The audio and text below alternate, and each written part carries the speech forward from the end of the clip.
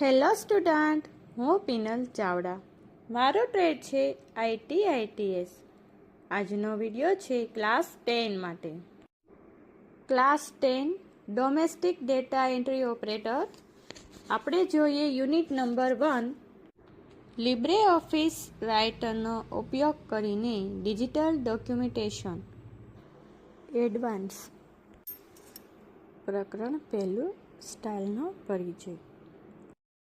આજના આપણા વિડીયોમાં જોઈએ પ્રી-ડિફાઇન અને કસ્ટમ સ્ટાઇલ છે એ બેનો તફાવત શું છે, કોને કહેવાય પ્રી-ડિફાઇન અને કોને કહેવાય કસ્ટમ સ્ટાઇલ. તો આજે આપણે થિયરીથી શરૂ કરીએ. પહેલાં તો આપણે સ્ટાઇલનો પરિચય જોઈશું, કોને સ્ટાઇલ કહેવાય એના વિશે આપણે ચર્ચા કરીએ, પછી આપણે બેનો તફાવત જોઈશું. લિબ્રે ઓફિસ રાઇટરમાં સ્ટાઇલ એ એવી સુવિધા છે જે લખાણ, પેરેગ્રાફ, પેજ વગેરેને ઝડપથી અને એક સરખા રીતે ફોર્મેટ કરવામાં મદદ કરે છે. સ્ટાઇલ એટલે એક પ્રકારનું ફોર્મેટિંગ ટેમ્પલેટ છે જે દસ્તાવેજને એક જ દેખાવ આપે છે. સ્ટાઇલ આપણે જોઈએ તો એ ફોર્મેટિંગ માટેનો ઉપયોગ થતો હોય એક ટાઈપની એ ટેમ્પલેટ છે. આપણે જે કોઈ ડોક્યુમેન્ટ બનાવીએ ત્યારે તેમાં આપણે ઝડપથી કામ કરી શકીએ અને એક જ સરખો દેખાવ આપે છે. હવે આપણે તેના ઉપયોગના લાભ જોઈએ. તો એક તો એ આપણો સમય બચાવે, દેખાવમાં સમાનતા રાખે અને લખાણને પ્રોફેશનલ બનાવે છે. આપણે ફટાફટ કોઈ પણ ડોક્યુમેન્ટ હોય તો તેને ઝડપથી આપણે એક જ સરખું આપણે બનાવી શકીએ અને એ પણ પ્રોફેશનલ રીતે. કેમ કે આપણે કોઈ એક પેરેગ્રાફ છે તે આપણે બોલ્ડ લખીએ, એક ઇટાલિક લખીએ તો એ આપણું જે પ્રેઝન્ટેશન છે એ સારું લાગે નહીં. તો અને આપણે એક પેરેગ્રાફ ચેન્જ કરવામાં રહીએ તો આપણો સમય પણ છે એ બગડે. સ્ટાઇલના ઉપયોગથી આપણો સમય બચે છે. હવે આપણે જોઈએ પ્રી-ડિફાઇન સ્ટાઇલ શું છે. પ્રી-ડિફાઇન સ્ટાઇલ એટલે એવી શૈલી જે લિબ્રે ઓફિસ રાઇટરમાં પહેલેથી જ આપેલી હોય છે.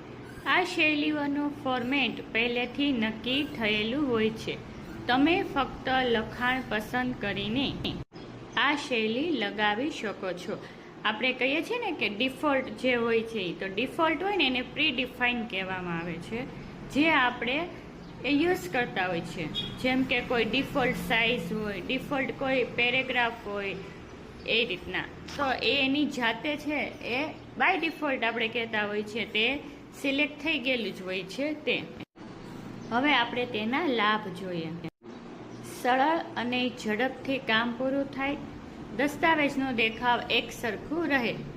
જે ડિફોલ્ટ સિલેક્ટ હોય તેનાથી સરળ કામ થાય કે આપણે કંઈ સિલેક્ટ કરવું પડતું નથી. આપણે એક્ઝામ્પલ જોઈએ. હેડિંગ 1 લગાવવાથી ફોન્ટ મોટું અને બોલ્ડ થાય છે. ટેક્સ્ટ બોડી લગાવવાથી સામાન્ય લખાણ દેખાય છે. ટાઇટલ લગાવવાથી મુખ્ય શીર્ષક અલગ દેખાય છે, જેનો આપણે યુઝ કરેલો જ છે, તમને ખ્યાલ હશે. અહીંયા આપણે જો સ્ટાઇલમાં આપેલું જ છે, ટાઇટલ આપેલું છે, સબ ટાઇટલ છે, હેડિંગ 1 આપેલું છે, હેડિંગ 2 આપેલું છે. એવી રીતે હેડિંગ 1 થી તમને હેડિંગ 7 સુધી અહીંયા દેખાશે, જે તમે જોઈ શકો છો. આ હતો આપણો પ્રી-ડિફાઇન સ્ટાઇલ. હવે આપણે જોઈશું કસ્ટમ સ્ટાઇલ. કસ્ટમ સ્ટાઇલ શું છે?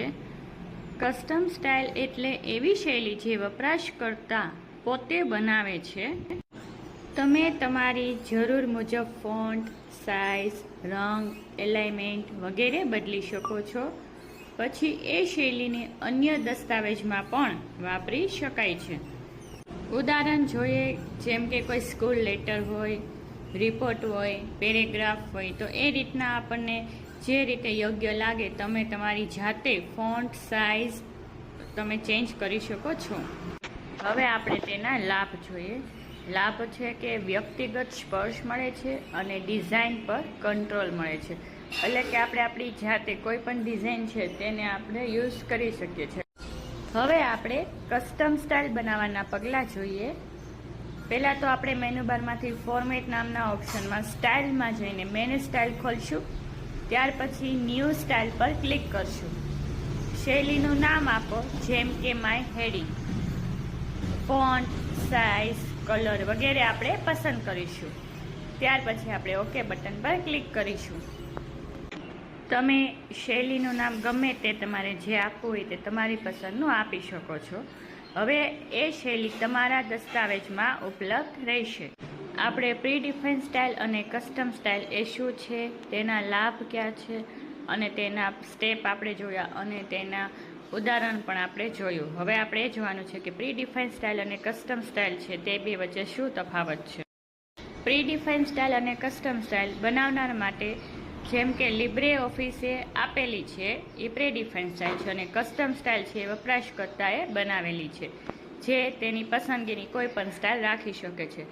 ફેરફાર કરવા માટે તો કે ભાગ્યે શક્ય છે, પણ કસ્ટમ સ્ટાઇલ છે સંપૂર્ણ રીતે શક્ય છે. તમે કોઈ પણ રીતે ફેરફાર તેમાં કરી શકો છો.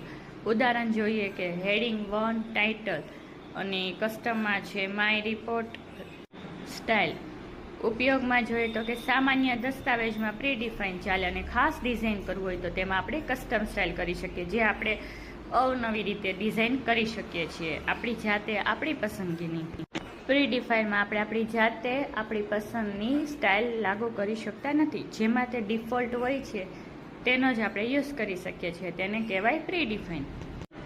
શૈલીઓનો ઉપયોગ કરવાના ફાયદા. શૈલી એટલે સ્ટાઇલ, એ તો તમને ખબર જ છે.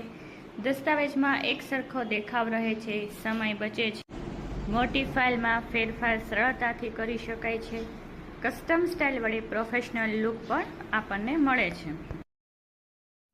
હવે આપણે જોઈએ નિષ્કર્ષ. તો નિષ્કર્ષ છે એ શું છે, તો કે પ્રી-ડિફાઇન સ્ટાઇલ તૈયાર હોય છે, તેથી તેનો ઉપયોગ સરળ છે, કેમ કે આપણે જાતે કઈ સ્ટાઇલ છે એ લાગુ કરવી પડતી નથી. કસ્ટમ સ્ટાઇલ તમે તમારી જરૂર મુજબ બનાવી શકો છો, જેવી તમે નવી નવી ડિઝાઇન કરી શકો છો. બંનેનો યોગ્ય ઉપયોગ દસ્તાવેજને સુંદર અને વ્યવસાયિક બનાવે છે. તો આજે આપણે આ વિડીયોમાં પ્રી-ડિફાઇન સ્ટાઇલ અને કસ્ટમ સ્ટાઇલ છે તેનો ઉપયોગ, તેનો તફાવત, તેના લાભ અને તેના સ્ટેપ એ બધું આપણે જોયું. તે હવે તમને મારા ખ્યાલથી સારી રીતે સમજાઈ ગયું હશે. ચાલો ફરી મળીશું. આવજો. Thank you.